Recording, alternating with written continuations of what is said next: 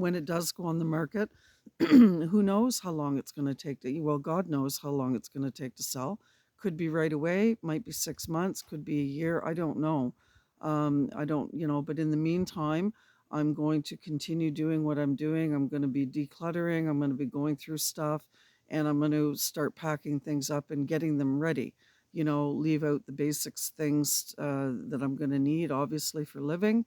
And that's about it. So, anyway, I think I was back in May that I had told you guys that I had lost my starter. That was an issue that I had. I lost the starter on the truck and I had to replace that. And because I live on a fixed income, it took me probably about 2.5 months to pay that off. So I think I got that paid off in like July or something like that. I know I only had about a 3 week reprieve or 4 week reprieve, and then my front brakes went on the truck. So that got paid off last month. That was like almost a $450 touch, the front brakes. And I knew that what are they called? They're not called the quarter panels. I'll take you over and show you here in a minute.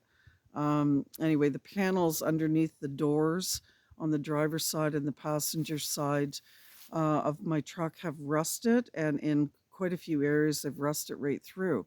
And here in New Brunswick, Canada, we have to have a safety on our vehicles every 2 years.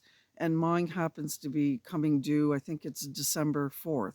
And because of that, rocket panels, they're called.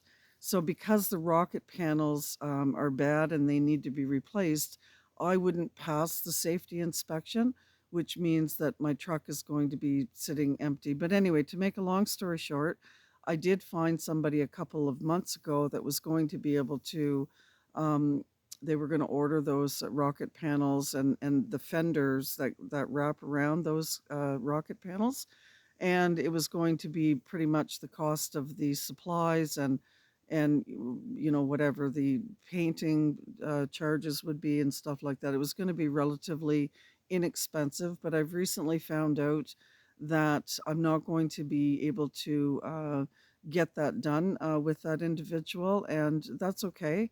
But I found out late. I literally only found out this week that I'm not going to be able to use them, which means that I'm going to have to go to somebody like an auto body shop that, um, anyway, my mechanic recently, not recently, a few months ago, had given me a name of a retired body man, which lives approximately 20 minutes from me. So I went to see him 2 days ago on Wednesday. And so I've got a quote for both sides of the truck, and it's going to be $1,500. So, which really, like, that means that I literally am going to be like 3 to 4 months saving up. Well, I mean, I can save up for it within 2.5 months, but that's going to stretch me really into January and February. And the reason I'm telling you all this is because, you know, sometimes you have to roll with the punches, roll with the flow, and go with the flow. What I had planned like earlier this year, I wanted to focus on, water conservation and getting different goals and things like that set up here on the homestead. I wasn't able to get accomplished because of all of these different other financial commitments that have come up with the truck. And sometimes that's how life goes, right? Sometimes we just have to roll with the punches.